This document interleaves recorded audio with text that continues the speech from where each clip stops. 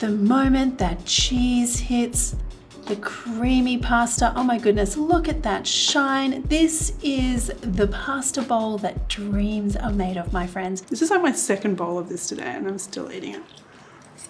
Very good. Now there's a whole lot of technique involved in this dreamy pasta. One, the chicken, and yes, I'm recommending chicken breast for this, but only if you use my very good poaching technique here. 2, there's the sauce, and 3, there's bringing it all together at the end. Let's do it, my friends. Let's make creamy gochujang chicken fettuccine. So I know you guys all know my stance on chicken breast, but there is a way that we can keep this juicy. So let's get into it.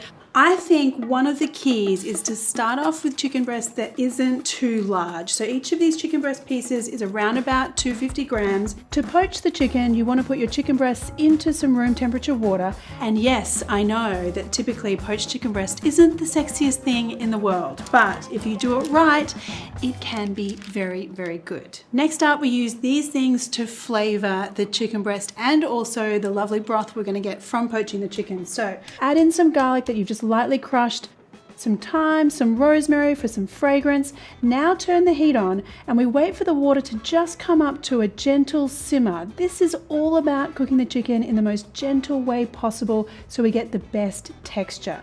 Now that the water is simmering, turn the heat down and then continue cooking for around about 8 minutes. I have 250 gram chicken breasts here, so all of these timings are suited to a chicken breast around about that size. After that simmer time, turn the heat off. Now cover with a lid, leaving it slightly ajar so the heat can escape, and then just let that chicken rest in that warm water for 10 minutes so it continues cooking through. So now we have a perfectly juicy chicken breast. And I know at the beginning I said chicken breast can't be sexy, but have a look at this.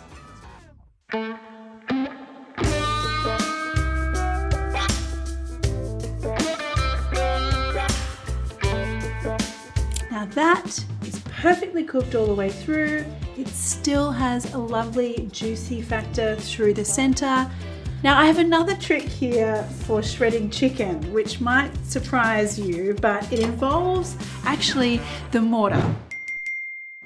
For shredding your chicken is to actually use a pestle to lightly pound it, which breaks up the fibers, makes it a bit softer. What do you call that actually? I'm not quite sure what to call it. It's a bit of an odd one, isn't it? What do you think we should call it, Dax? I've never seen anyone actually do it before. I just started doing it because I thought it was an easy way to break down the chicken.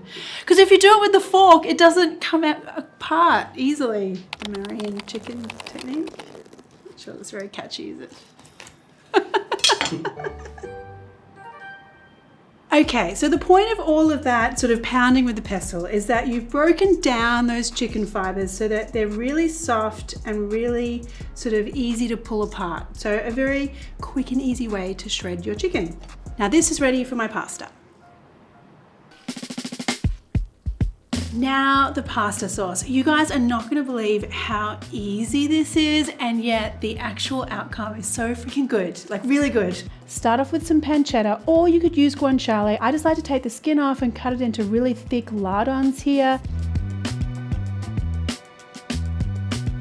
When I'm doing a pancetta for a pasta sauce like this, I start it in a cold pan and then turn the heat on. And what's going to happen now is that the slow warm up is going to allow all that beautiful fat and flavor to come out of the pancetta before it burns or overcooks. So then you get a beautiful amount of pork fat and the perfect crispy, almost like pork croutons in there.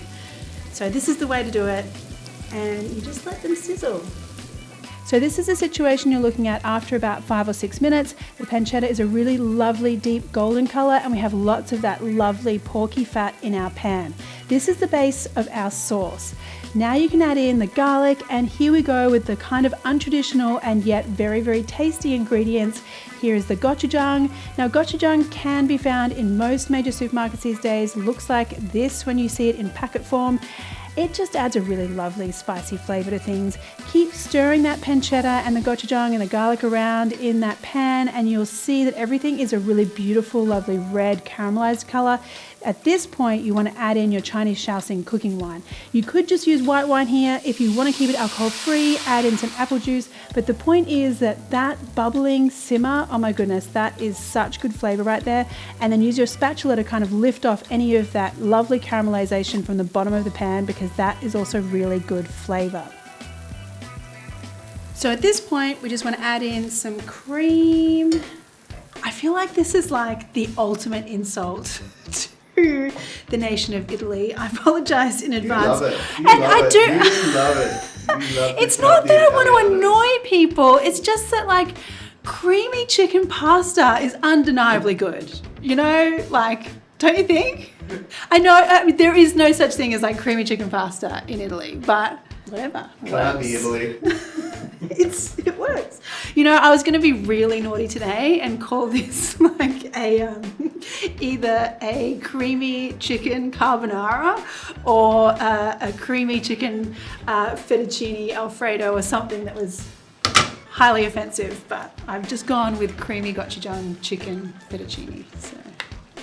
Okay, so this is looking really lovely and creamy, beautiful color. I'm going to add in my poached chicken. And look, I love the fact that this poached chicken has just the right texture to kind of melt into the sauce. If you're using a roast chicken or a heavily seared chicken, you don't quite get the same silky texture. Now I'm just gonna add a few little extra herbs here, some thyme.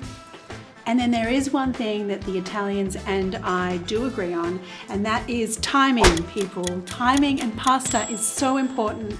The pasta will not wait. So I have my water boiling here. I'm going to turn my pasta sauce off and let's do the pasta. Salt your boiling water really heavily. The pasta really appreciates some salt while it's cooking because it tastes better and the texture is better also. Cook the pasta according to packet instructions, but then come back about 3 minutes before the end of the cook and add in your kale. I just like to add chunks of kale here because if I'm eating this on a weeknight, I think a little bit of greenery makes it a bit more virtuous. So at this point we can bring it all together, and this is why the timing is really important so we don't overcook the pasta or get the perfect texture. So I want to take my kale out and that goes straight into my sauce. Now I don't mind if there's a little bit of that pasta cooking liquid going into the sauce, because actually getting a little bit of that liquid and the starchiness from the pasta cooking water helps to bring everything together and make it really lush and like glossy. So don't worry too much about some of that liquid going in there. I'm gonna get my pasta out and that goes straight in. Now at this point, my heat is on underneath this pasta sauce. I am actually going to scoop out a little bit more of this pasta cooking water and put this into the sauce. The other really important part of this process is that the pasta itself isn't overcooked, because it's actually finishing off its cooking process in this liquid. So it's actually soaking up more of that pasta cooking liquid and also that creamy sauce. And that's how you get an individual pasta strand that's beautifully flavored from the outside through to the center. And the sauce gets really creamy. Okay, so this is the magic I was talking about, right? Instead of having just pasta strands that have like sauce poured over the top, you have pasta strands that are beautifully like soaked in that creamy, luscious sauce. Ah, look at that, and everything is thick and beautiful. So now I just need to get it out into my bowl. Ah, look at that.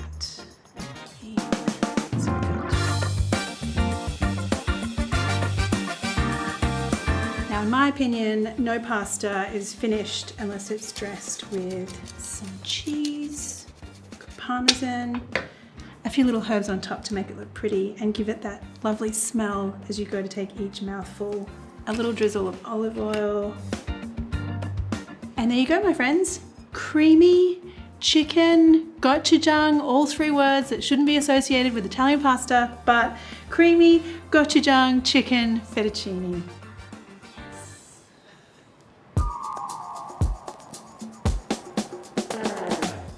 Vincenzo's gonna love this one.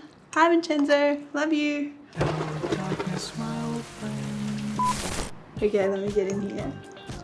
All right, the smells are so good. Oh my goodness, like when you have the perfect strand of pasta, it's just so good.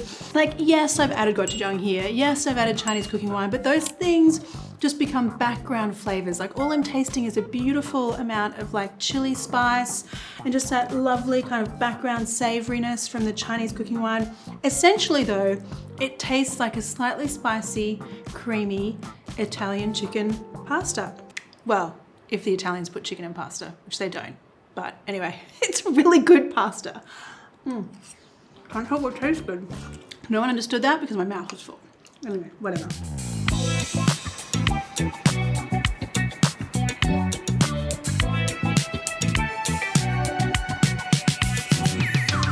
Hey guys, if you enjoy doing bad things to pasta just like I do, why don't you tell me what your favorite like fusion pasta is, I guess. I'd love to know. Also, like, you know, subscribe if you would like to, because I think that would be nice.